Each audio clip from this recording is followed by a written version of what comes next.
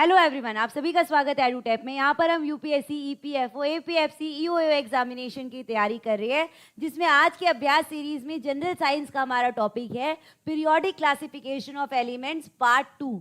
वैसे तो ये वाला टॉपिक मैंने आपको बताया था कि मेटल्स और नॉन मेटल्स के अंदर है, लेकिन आप लोग कंफ्यूज ना हो और वो टॉपिक ज़्यादा बड़ा ना जाए, इसीलिए हमने पीरियोडिक क्लासिफिकेशन को अलग निकाल लिया है। और जिसका पार्ट नंबर 1 हमने कंप्लीट कर लिया था, उसमें हमने देखा था कि पीरियोडिक क्लासिफिकेशन में कौन से साइंटिस्ट आते गए।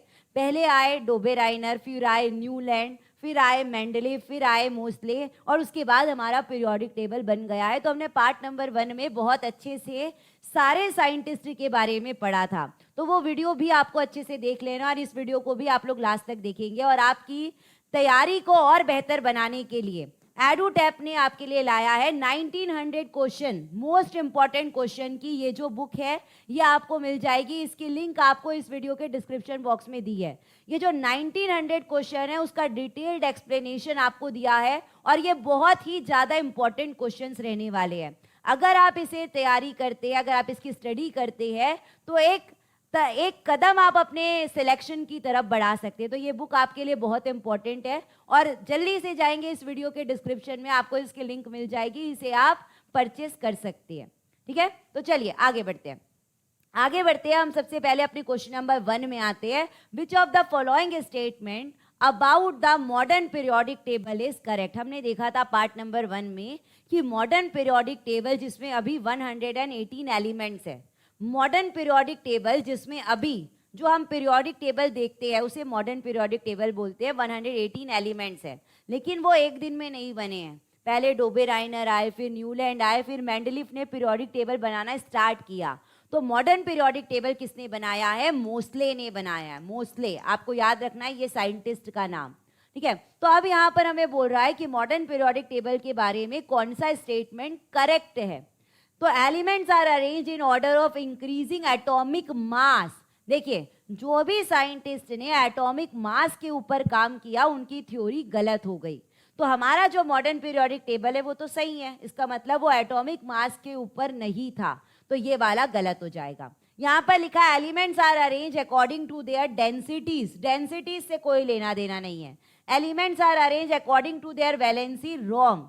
वैलेंसी किससे निकाली जाती है? एटॉमिक नंबर से पता की जाती है। तो जो हमारे मॉडर्न पीरियोडिक टेबल में एलिमेंट्स को अरेंज किया गया है वो इंक्रीजिंग एटॉमिक नंबर के हिसाब से किया गया है। तो आपका करेक्ट आंसर हो जाएगा ऑप्शन नंबर बी। ठीक है, आगे बढ़ते क्वेश्चन नंबर 2 में आते हैं। The first period in the modern periodic table contains how many elements. अब देखिए, अब ये जो हमारा पीरियोडिक टेबल है, ये वर्टिकल कॉलम रहेंगे, ये हॉरिजॉन्टल रोज रहती है। ठीक है, तो वर्टिकल कॉलम्स को क्या कहा जाता है? ग्रुप कहा जाता है। ग्रुप, कितने ग्रुप है? 18 ग्रुप है। ये जो वर्टिकल कॉलम है हमारे पीरियोडिक टेबल में कितने हैं? 18 है। ग्रुप कितने? 18।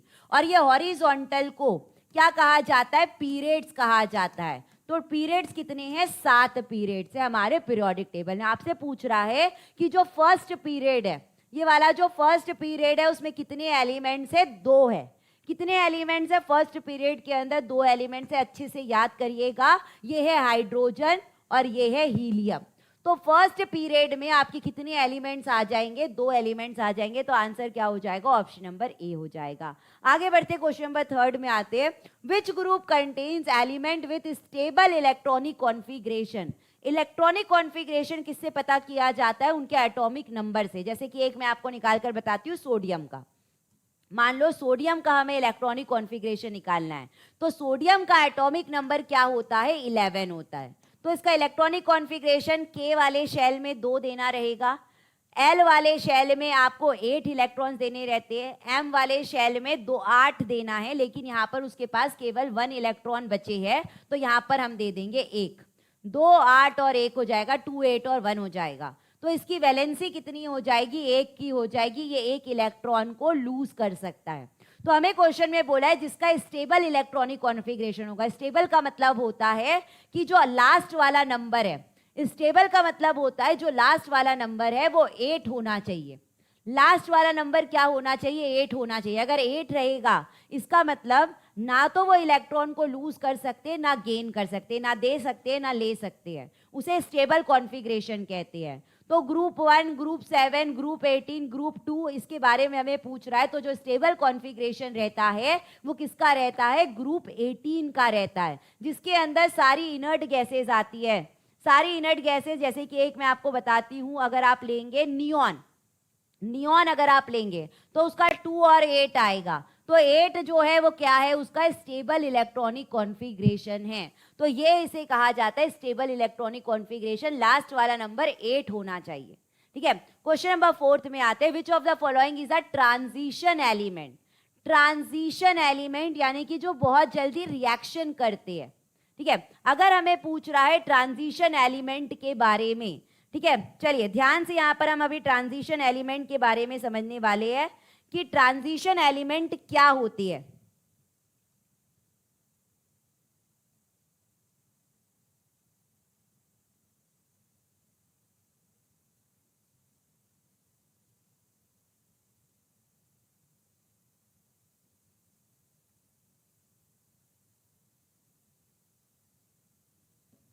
ठीक है, ट्रांजिशन एलिमेंट जो रहते हैं मेनली कहां पर होते हैं, डी ब्लॉक में होते हैं। मैंने आपको बताया था, मैंने आपको यह बताया था कि हमारे पीरियोडिक टेबल में 4 ब्लॉक्स है, एस, पी, डी, एफ। जो डी ब्लॉक में रहते हैं वो आपके ट्रांजिशन एलिमेंट रहते हैं। तो यहां पर आपको जो ट्रांजिशन एलिमेंट दिख रहा है वो है आयरन। कौन सा है, आयरन। ये आपको याद रखना है। ट्रांजिशन उसके जो उसका जो रूप रहता है, उसकी जो कॉन्फ़िगरेशन रहती है, या हम बोल सकते हैं उसका जो स्ट्रक्चर रहता है, जो उसके अंदर प्रॉपर्टीज रहती है, उसे आप चेंज कर सकते हैं, उसे ट्रांजिशन कर सकते हैं। ट्रांजिशन का मतलब होता है जब आप अपने आप का मेकओवर करते हैं, तो वैसे ही इसका मेकओवर किया जा सकता है, उसे हम कहेंगे transition element. D block elements में ट्रांजिशन एलिमेंट पाए जाते हैं। तो यहाँ पर डी ब्लॉक में मैंने आपको बताया था आयरन रहेगा। ठीक है, चलिए आगे बढ़ते क्वेश्चन नंबर 5 में आते हैं। Elements of the same period have the same. अगर सेम पीरियड के एलिमेंट से, पहले मैं आपको फिर से पीरियड्स बताती हूं, ये वाले आपके ग्रुप्स रहेंगे, ये वाले आपके क्या रहते हैं, पीरियड्स रहते हैं। तो आपको बोल रहा है कि जो सेम पीरियड में एलिमेंट रहते हैं, यानी कि अगर मान लो पीरियड 1 में, अगर पीरियड 1 में कोई एलिमेंट है या पीरियड 2 के जो एलिमेंट है, ठीक है, तो सेम पीरियड में अगर एलिमेंट रहते हैं तो उनके अंदर जो रहेगा, क्या चीजें सेम रहेगी, तो आपको याद रखना है नंबर ऑफ शेल्स जो रहेंगे वो सेम रहेंगे। अगर अगर देखिए यहां पर मान लो हाइड्रोजन है, यहां पर हीलियम है, ये दोनों जो है सेम पीरियड में है। ये हाइड्रोजन भी पीरियड 1 में है, हीलियम भी पीरियड 1 में है। तो हाइड्रोजन के अंदर जो शेल बनता है वो केवल के शेल बनता है, केवल के शेल बनता है, क्योंकि उसके पास एक ही इलेक्ट्रॉन है तो के शेल बनता है। हीलियम के पास 2 इलेक्ट्रॉन रहते हैं। हीलियम के पास कितने इलेक्ट्रॉन रहते, 2 इलेक्ट्रॉन रहते, तो इसके पास भी के ही शेल बनता है, यानी कि नंबर ऑफ शेल सेम रहते हैं। वैलेंस इलेक्ट्रॉन सेम नहीं रहते। देखिए इसके पास वैलेंस इलेक्ट्रॉन 1 है, इसके पास वैलेंस इलेक्ट्रॉन 0 है। ठीक है, तो क्या चीजें सेम रहती है, अगर कोई एलिमेंट सेम पीरियड में रहता है तो नंबर ऑफ शेल्स जो रहते हैं वो सेम रहते हैं। आगे आते हैं क्वेश्चन नंबर 6 में आते हैं। Which element has electronic configuration 281। अगर आपको बोलेगा कि इलेक्ट्रॉनिक कॉन्फ़िगरेशन दिया है और कौन सा एलिमेंट है वो बताना है, तो जब भी आपको ऐसा दिया रहता है इसको आपको ऐड कर लेना है। जब आप 2, 8 और 1 को ऐड करेंगे तो कितना आ जाएगा, 11 आ जाएगा, यानी कि एटॉमिक नंबर क्या हो गया है, 11 हो गया है। ठीक है, तो अगर एटॉमिक नंबर 11 है, जब आप उसको ऐड करके निकालते हैं वो क्या निकलता है, एटॉमिक नंबर। एटॉमिक नंबर 11 है, वो किसकी बात कर रहा है, सोडियम की बात कर रहा है। सोडियम का एटॉमिक नंबर जो रहता है Na यानी कि 11 रहता है। तो आपको सारे एटॉमिक नंबर 1 to 30, 1 से लेकर 30 तक आपको सारे एटॉमिक नंबर याद रखना है, क्योंकि यहीं से एग्जाम में क्वेश्चन बनते हैं। ठीक है, आगे बढ़ते क्वेश्चन नंबर 7 में आते हैं। क्वेश्चन नंबर 7 हमें बोल रहा है which of the following ionic species has the smallest radius. आपको यहाँ पर कुछ आयोनिक स्पीशीज दी है, Na+ दिया है, Mg2+ दिया है, Al3+ दिया है, Si4+ दिया है। ये है सोडियम, ये है मैग्नीशियम, ये है एल्यूमिनियम, ये है सिलिकॉन। आपको बोल रहा है सबसे स्मॉलेस्ट रेडियस किसका रहेगा, तो आपको ध्यान रखना है रेडियस उसका कम रहता है। रेडियस यानी कि उसके एटम, उसका जो एटम है, जो इलेक्ट्रॉन रहते हैं उससे न्यूक्लियस का डिस्टेंस, उसे एटॉमिक रेडियस कहते हैं। तो एटॉमिक रेडियस किसका कम रहता है और किसका ज्यादा रहता है, ध्यान से सुनिएगा। जिसमें चार्ज ज्यादा है, जिसमें देखिए इसमें 1 प्लस है, इसमें 2 प्लस है, इसमें 3 प्लस है, इसमें 4 प्लस है। किसका चार्ज सबसे ज्यादा है, सिलिकॉन का चार्ज ज्यादा है। तो जिसमें चार्ज ज्यादा रहता है तो रेडियस क्या हो जाता है, कम हो जाता है, क्योंकि वो उतने इलेक्ट्रॉन को देता है, ये इतने इलेक्ट्रॉन को दे सकता है, इसीलिए उसका जो रेडियस हो जाता है कम हो जाता है। तो यहाँ पर सबसे ज्यादा चार्ज किसके पास है, सिलिकॉन का चार्ज सबसे ज्यादा है 4 प्लस। तो रेडियस किसका सबसे स्मॉलेस्ट रहेगा, सिलिकॉन का रहेगा, तो आंसर हो जाएगा सिलिकॉन। ठीक है, अगर पूछता कि रेडियस किसका सबसे ज्यादा है, तो सबसे ज्यादा रेडियस किसका रहेगा, जिसमें कम चार्ज है, Na+, ये जो रहेगा सिर्फ एक ही इलेक्ट्रॉन को दे सकता है, तो रेडियस जो रहेगा कम नहीं होने वाला है, तो इसका रेडियस ज्यादा रहेगा। ठीक है, आगे बढ़ते क्वेश्चन नंबर 8 में आते हैं। Which of the following will have the highest electron affinity in the halogen group. देखिए अब दो चीजें होती है, इलेक्ट्रोनेगेटिविटी और इलेक्ट्रॉन एफिनिटी। दो चीजें होती है, इलेक्ट्रोनेगेटिविटी और इलेक्ट्रॉन एफिनिटी। इलेक्ट्रोनेगेटिविटी का मतलब होता है जो ज्यादा इलेक्ट्रॉन को लेगा, जो ज्यादा इलेक्ट्रॉन ले सकता है। नेगेटिव, जिसके ऊपर नेगेटिव चार्ज है, जिसके ऊपर नेगेटिव चार्ज है वो इलेक्ट्रॉन लेता है, इलेक्ट्रॉन गेन करता है। जिसके ऊपर पॉजिटिव रहता है वो इलेक्ट्रॉन को लूज करता है। तो इलेक्ट्रोनेगेटिविटी अगर पूछेगा तो आपका आएगा फ्लोरीन। फ्लोरीन जो रहता है वो ज्यादा इलेक्ट्रॉन लेने की उसके अंदर एबिलिटी रहती है कि वो उतने इलेक्ट्रॉन्स को ज्यादा से ज्यादा गेन कर सकता है। इलेक्ट्रॉन एफिनिटी का मतलब होता है वो इससे भी इलेक्ट्रॉन लेगा, इससे भी ले सकता है, इससे भी ले सकता है। बहुत सारे लोगों के साथ वो इलेक्ट्रॉन की बॉन्डिंग कर सकता है, किसी से भी इलेक्ट्रॉन ले सकता है, तो उसे कहते हैं इलेक्ट्रॉन एफिनिटी। तो अगर हमें इलेक्ट्रॉन एफिनिटी के बारे में बोलेगा तो आपको क्लोरीन करना है। क्लोरीन जो रहता है उसकी जो इलेक्ट्रॉन एफिनिटी रहती है सबसे ज्यादा रहती है, और इलेक्ट्रोनेगेटिविटी जो सबसे ज्यादा रहती है वो फ्लोरीन की रहती है, F की रहती है। ठीक है, क्वेश्चन नंबर 9 में आते हैं। Which of the following has the highest molecular mass. सबसे ज्यादा मास किसका रहेगा, मॉलिक्यूलर मास तो हमें सबको निकाल कर देखना पड़ेगा, सारे मॉलिक्यूलर मास को आपको निकाल कर देखना पड़ेगा। तो ऑक्सीजन, एक ऑक्सीजन का जो मास रहता है कितना होता है, 16 होता है। यहाँ पर कितने ऑक्सीजन है, 2 ऑक्सीजन है, तो 2 ऑक्सीजन का मास कितना हो जाएगा, 32। तो ये आ गया आपका 32। नाइट्रोजन, एक नाइट्रोजन का मास होता है 14, तो 2 नाइट्रोजन का मास कितना हो जाएगा, 28, क्योंकि यहाँ पर N2 लिखा है तो ये हो गया 28। CO मतलब कार्बन मोनोऑक्साइड, तो कार्बन का होता है 12 और ऑक्सीजन का होता है 16, तो 12 और 16 को अगर आप ऐड करेंगे तो वो आ जाएगा 28। ठीक है, उसके बाद क्लोरीन, एक क्लोरीन का जो मास होता है 35.5 होता है, तो 2 क्लोरीन का मास कितना हो जाएगा आपका, 71 हो जाएगा। तो सबसे ज्यादा मॉलिक्यूलर मास किसका रहेगा, क्लोरीन का रहेगा। आंसर हो गया आपका ऑप्शन नंबर डी। आगे बढ़ते क्वेश्चन नंबर 10 में आते हैं। Which of the following pair of elements will form an acidic oxide and a basic oxide respectively. कौन यहाँ पर एसिडिक ऑक्साइड बनाता है और कौन बेसिक ऑक्साइड बनाता है। तो मैंने थोड़ा सा आपको मेटल्स एंड नॉन मेटल्स में बताया था कि एसिडिक ऑक्साइड कौन बनाता है, बेस बनाते हैं, यानी कि नॉन मेटल्स जो रहते हैं वो क्या करते हैं, आपके एसिडिक ऑक्साइड बनाते हैं।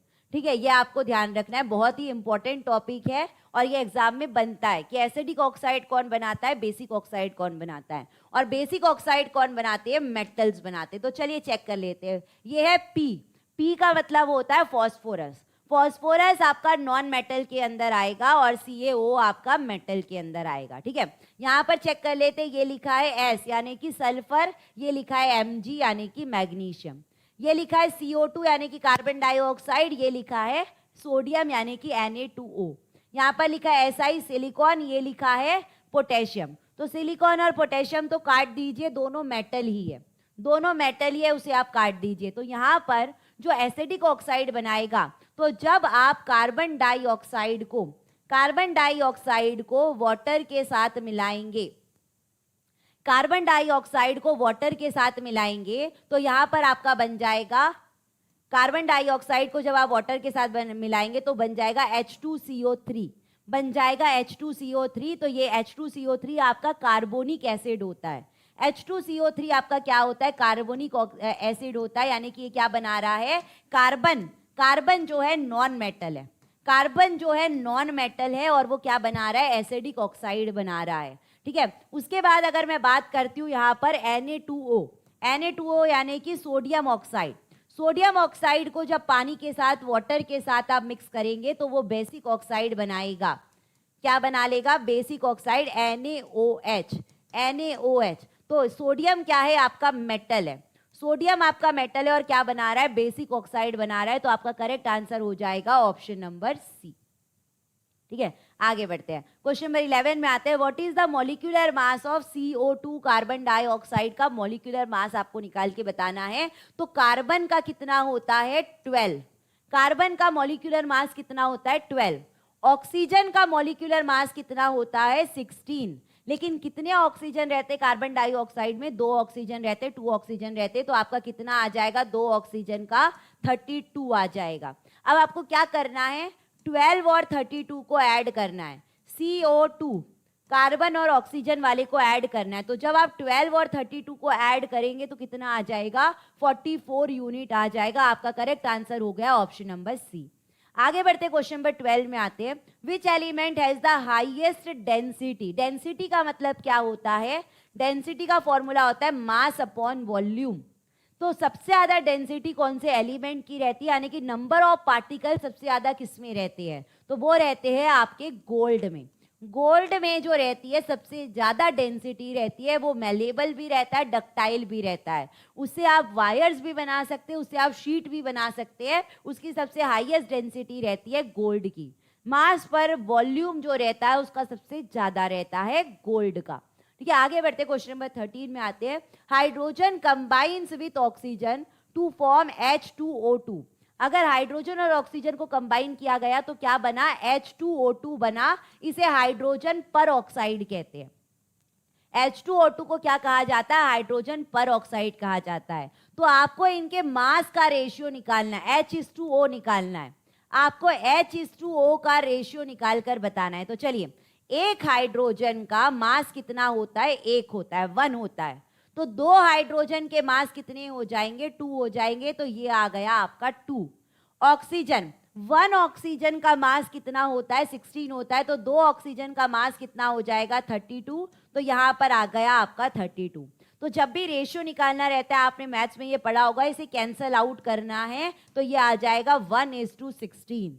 क्या आ जाएगा आपका? 1:16 आ जाएगा। Option number B is the correct answer. आगे बढ़ते क्वेश्चन नंबर 14 में आते हैं, hydrogen reacts with chlorine to form HCl। Mass ratio of HCl निकालना है। आपको बताना है कि जब हाइड्रोजन ने क्लोरीन के साथ रिएक्शन किया तो HCl बना। H/Cl का आपको रेशियो निकाल के बताना है। तो हाइड्रोजन का 1 और Cl का 35.5। तो आंसर हो जाएगा ऑप्शन नंबर ए। ये तो बहुत ही सिंपल था। आगे बढ़ते हैं क्वेश्चन नंबर 15 में आता है, वो सिंपल दिख रहा है, लेकिन अगर आपको मास याद नहीं है, अगर आपको मास लर्न नहीं है तो आपके क्वेश्चंस रॉन्ग हो जाएंगे। क्वेश्चन नंबर 15 लास्ट क्वेश्चन है, which element has a valency of 3? किसकी वैलेंसी 3 रहती है? किसकी वैलेंसी 3 है? यानी कि कौन 3 इलेक्ट्रॉन को दे सकता है या 3 इलेक्ट्रॉन को ले सकता है, उसको वैलेंसी कहते हैं। ठीक है, तो चलिए एक एक की निकालते हैं। नाइट्रोजन का एटॉमिक नंबर होता है 7। नाइट्रोजन का एटॉमिक नंबर 7 होता है, तो उसका आएगा 2 और 5। 2 और 5, तो यानी कि इसे 3 इलेक्ट्रॉन्स को लेना पड़ेगा। 8 बनाना है। आखिरी वाले नंबर को क्या करना पड़ता है? 8 बनाना होता है। तो इसको 8 बनाने के लिए किसी से 3 इलेक्ट्रॉन को गेन करना पड़ेगा। तो इसकी वैलेंसी हो गई है 3 की। इसकी वैलेंसी हो गई 3 की। ठीक है, उसके बाद फॉस्फोरस की बात करेंगे। फॉस्फोरस की नहीं होती है। एस यानी कि सल्फर। चलो एक एक का बता दो। अगर सल्फर की बात करें, सल्फर का एटॉमिक नंबर होता है 16। सल्फर का एटॉमिक नंबर होता है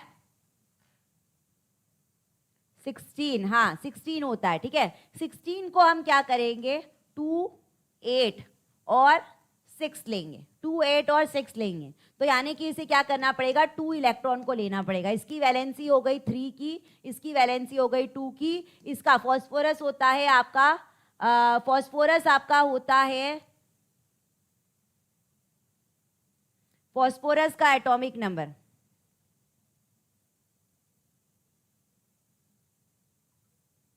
फॉस्फोरस का एटॉमिक नंबर,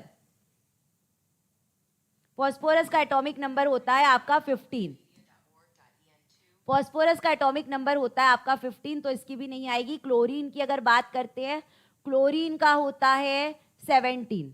तो 2, 8 और 7, तो 7 के लिए इसे एक इलेक्ट्रॉन लेना पड़ेगा। इसकी वैलेंसी हो गई 1, 15, 2, 8 और 5, तो इसे भी 3 इलेक्ट्रॉन को,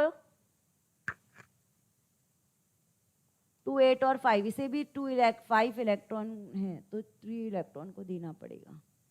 3 इलेक्ट्रॉन इसे भी लेना है, और 2 और 5 इसे भी 3 इलेक्ट्रॉन लेना है। तो नाइट्रोजन की और फॉस्फोरस, नाइट्रोजन और फॉस्फोरस दोनों की वैलेंसी जो रहेगी वो 3 रहेगी। नाइट्रोजन और फॉस्फोरस दोनों की वैलेंसी जो रहेगी 3 रहेगी। इसका आंसर आपका ऑप्शन नंबर ए भी आ सकता है, ऑप्शन नंबर बी भी आ सकता है, ठीक है। नाइट्रोजन का जो एटॉमिक नंबर है वो 7 है। 7 के हिसाब से वो 3 इलेक्ट्रॉन को गेन कर सकता है। 2 और 5 के इलेक्ट्रॉनिक कॉन्फ़िगरेशन के हिसाब से वो 3 इलेक्ट्रॉन्स को गेन कर सकता है, तो उसकी वैलेंसी भी 3 रहेगी। फॉस्फोरस भी 3 इलेक्ट्रॉन्स को गेन कर सकता है, तो दोनों की वैलेंसी 3 है। तो इसमें ऑप्शन में आप करेक्ट कर लीजिएगा कि दोनों इसके सही आंसर हो सकते हैं, आप कोई भी लगा सकते हैं। या एक और ऑप्शन हम ऐड कर लेते हैं, बोथ ए एंड बी वाला, बोथ ए एंड बी वाला हम ऑप्शन को ऐड कर लेते हैं, ठीक है। तो इसका आप आंसर ई ले सकते हैं, ठीक है। तो इस तरीके से वैलेंसी निकाली जाती है उसके एटॉमिक नंबर से, कि कितने इलेक्ट्रॉन को लेना पड़ता है, कितने इलेक्ट्रॉन को देना पड़ता है।